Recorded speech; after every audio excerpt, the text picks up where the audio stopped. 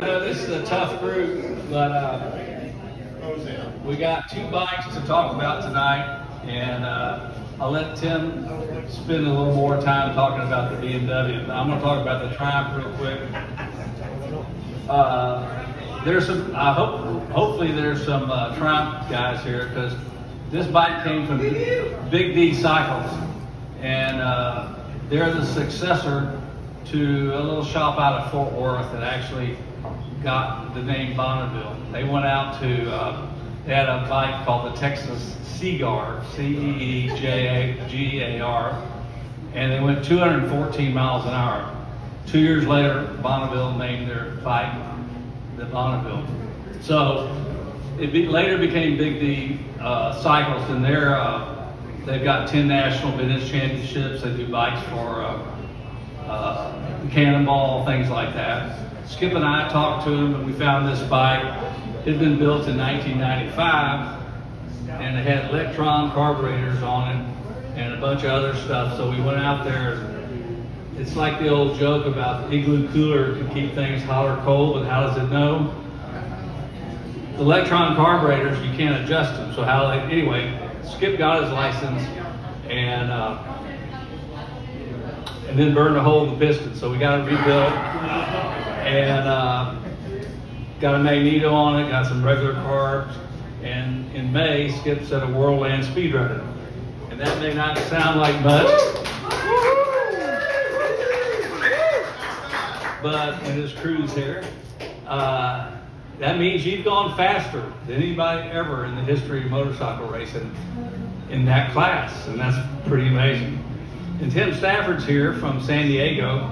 He restored the 67 or 69S, and they're going to come up and you can ask them questions, and then they're also going to stand by the bikes if you have any more questions. So Skip, Tim,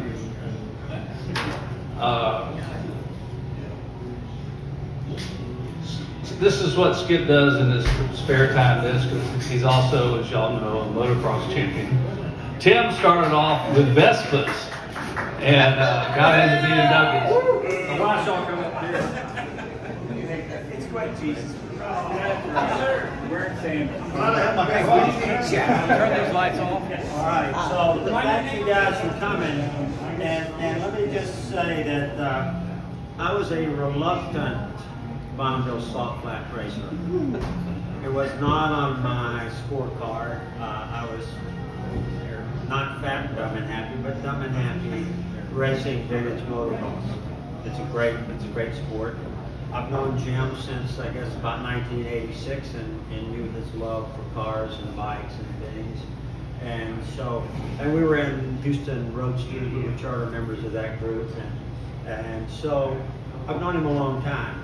And a year and a half ago, some of you have heard this story, I'm on the way to my warehouse.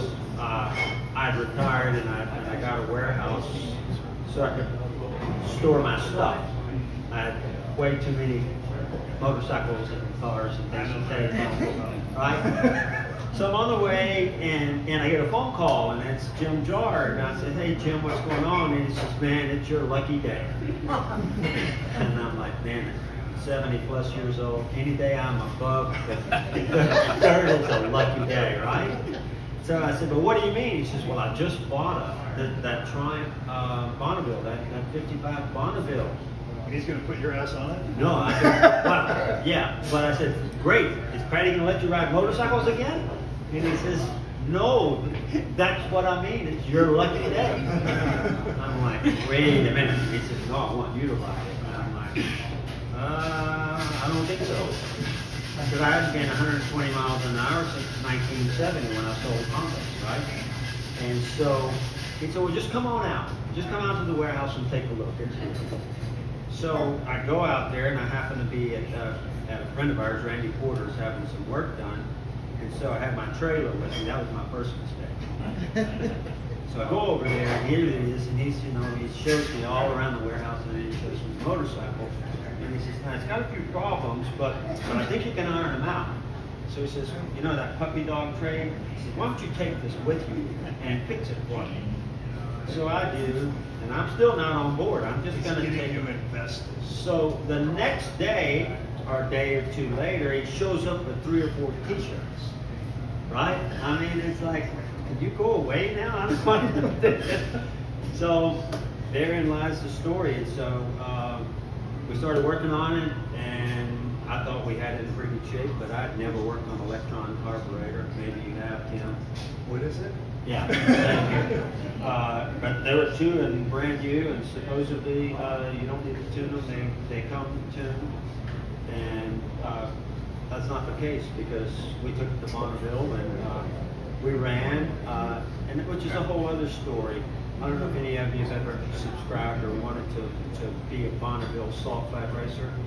I had not, and I was really nervous. What was it like for you compared to being a dirt?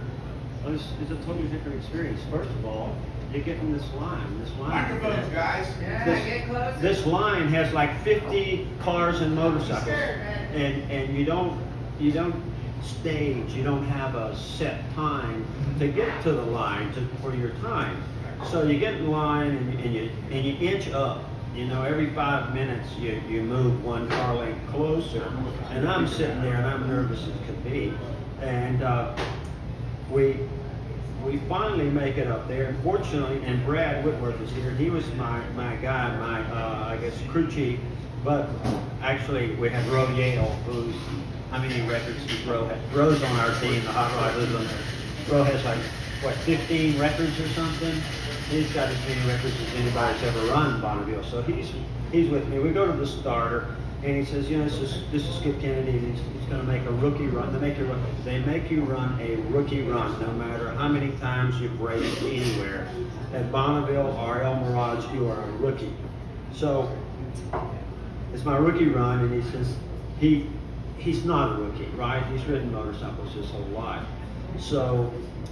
And I'm nervous. I'm still really nervous until I take off. And and he said, go as fast or as slow as you want. It doesn't matter. This is just so we can tell whether or not you're capable of running at Bonneville. You can ride your motorcycle down the course. So and I guess there's a reason for that, because 3 or 4 bikes before I went, a guy took off. And he almost took a right turn, and he headed over here, and he went outside the course, and he ran into the 1 mile marker. He ran smooth into it, and I'm like, damn, dude, get him out of here, get the hook. So it's my turn, and I take off, and I was planning on doing, 50, 60, 70 miles an hour. Yeah. So I'm in this thing, and I get to the 1 mile marker, and I'm looking around, and first of all, you think of speed about like when you run down the street, right? You're going, if you're doing 70 miles an hour down the street, you're going fast because you see the picket fences or the telephone poles. Oh, you have something to judge. Yeah, so it's like, wait, at Bonneville, you've got every quarter of a mile, you have a little orange cone, right? You got to hurry up. Yeah, to get somewhere. And at the mile marker, you have a large square rectangle with a 1 and then a 2 and a 3 on down to what is it, 8 or 9 miles? Yeah, 9 through 5. Yeah. So I'm driving. I'm on this thing, and I'm just kind of half throttling it, and I'm waiting for things to fall out. This bike had not been ridden since 97, 96. It set a record in 96, and it went dormant for all those years until Jim bought it, and I started working on it. And so I'm nervous. I'm thinking, what's going to fall off? Something surely is going to, because nothing is ever race ready until you've ridden it a few times. Yeah. So. It's not a Harley. Yeah, but how do you know if it has oil in it, right?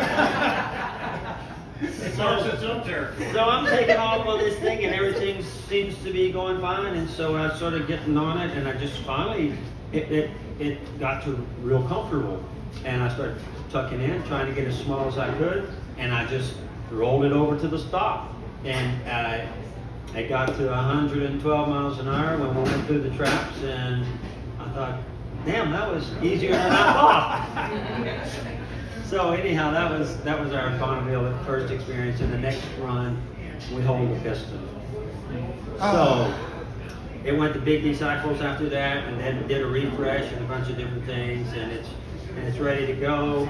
Although we bought another engine, had a guy from LA build an engine for the bike that did an amazing time at El Mirage. It ran 143 miles an hour in a mile and a third. All right. So that's You want to call up the builder? Al. We can call him. Yeah, he's not here. Al's not here. Oh, what's his name again? Al Sundergarten. Interesting. ALD. Jim has his T-shirt on there. Ah, okay. So he I just built figured an- he needed props. Yeah, oh yeah. He built an engine for us, and it's proven to go fast, and we're going back this year in August, and we'll see what it'll do. All right, Quebec Tim. is 126, and that's all I have to say. So. Nice. I have no idea what to say.